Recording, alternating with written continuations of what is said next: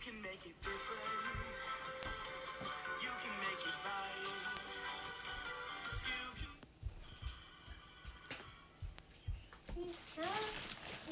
right. Okay, you guys. Hello. This is a quick tutorial, real quick. I was actually asked to they were asking me to do hair, African American hair, which I don't know how to do tutorials, but I'm going to try my best, so please be patient with me.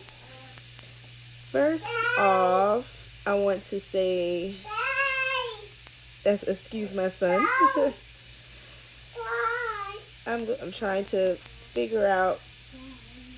What's a where? My baby singing.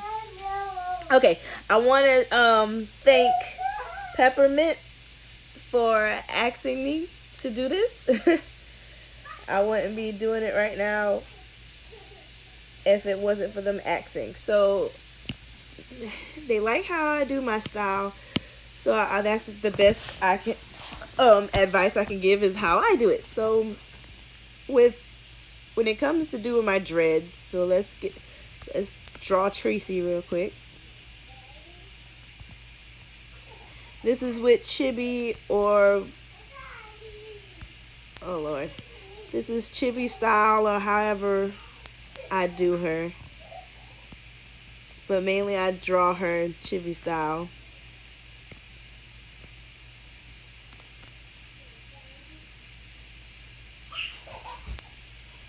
Okay, so we got her little face now. So what I normally do is squiggles. Squiggles and curves is what I normally do. So, of course, I'll go on another layer. So just a little, I'll go with the flow of her hair. This is where I start all the time.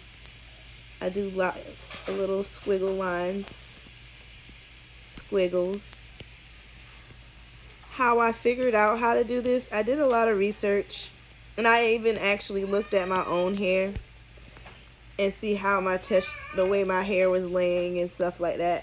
And then I actually went by how I looked at my hair, and then I just started practicing more. My son's looking for a daddy. And then I did this little curve here, like her little staple thing. Sometimes when I first started my locks, my hair would never sit down because it was so curly.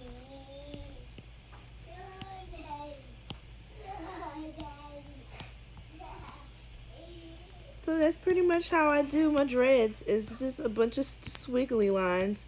And the reason why I have these little tail ends right here is, like I said, my hair is very curly, and so the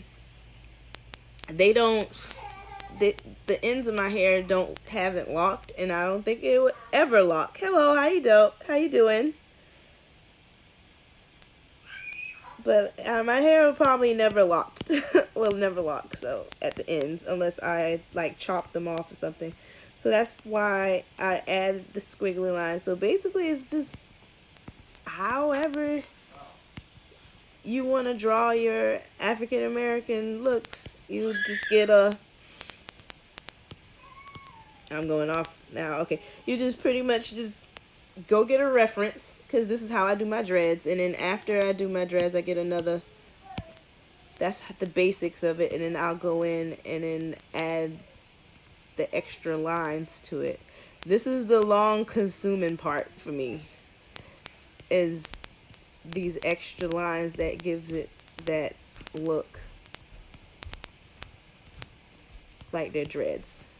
Of course, it's not gonna look pretty now because I'm rushing to do a little quick tutorial.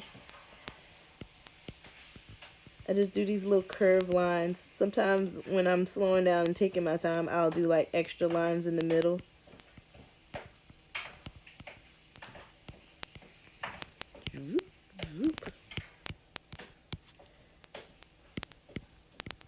But that's pretty much, that's my dreads in a nutshell for that.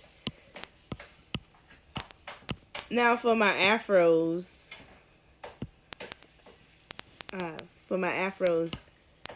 It's pretty much the same thing. This is where I'm gonna start at.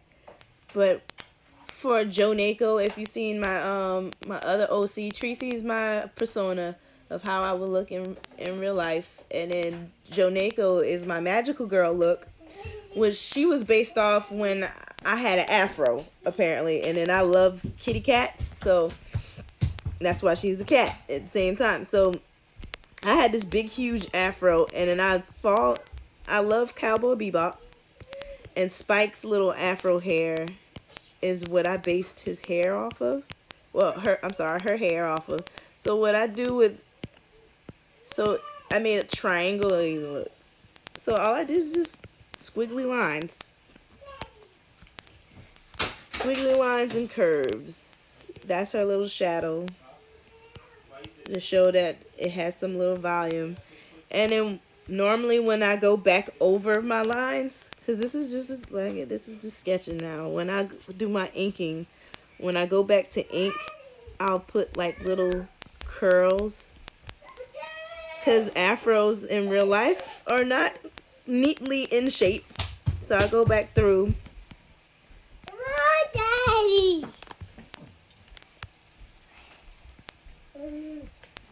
And just go and put these extra little squiggly lines where I have my little breaks.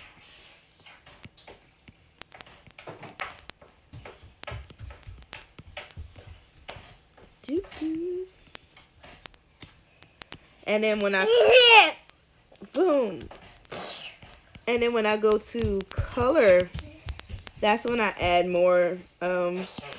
When I fill it in, I'll do the same thing again and go right where I'll add extra color that way. And then when I do the other the shadows, I'll do another one where it squiggles out. I could show an example. Do I have Joneko in here? So some of my, let y'all have a sneak peek of the stuff that I was working around in. So here is, yeah, here we go. Thank you, son. So here's Tracy. When I have all her stuff done, everything is nice and neat. Her little dreads, as you can see, those little strag lines, because dreads and afro are not just straight and whatnot. Give it some real stuff. I think I have Joneko in here. After I changed my image, you can see how far I come in my art. Yeah, you can't really. Oh, I don't have any of Joneko in here besides my business cards. So yeah, right here with my business cards, this is Joneko and her afro. And as you can see, when I go back through, she's got those little, she's got the little squiggly lines. So yeah. Let's go back. Come on. Come on. There we go. So yeah, she got the little squiggly lines when I add color. And that's pretty much it. And that's where her ears go. I made little pooch lines, of course, where her hair parts because of the ears. And that's pretty much my... I haven't tried braiding, and I haven't tried cornrows and all that other mess just yet. I have not mastered any of those yet. I don't know when I will, but when I do, I have another tutorial. But again, thank you, Peppermint, for asking me to do a tutorial on African American hair. I know I don't have that much activity on my YouTube channel. And as you can hear in the background, it's pretty much why, because my son is very active and very noisy. And yeah, I don't have too much peace and quiet to talk and do tutorials, but I'll figure out some way. Maybe I could just record and do voiceovers in the middle of the night, but we'll see. I'm more busy right now with conventions. I actually started doing conventions in my area. So, and right now in Inktober. So if you're interested in any of those things and would like to see a video on those, so there's Inktober.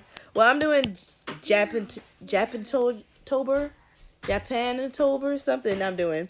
Just head on over to my Instagram and you'll see pictures of Inktober and the convention. So, okay.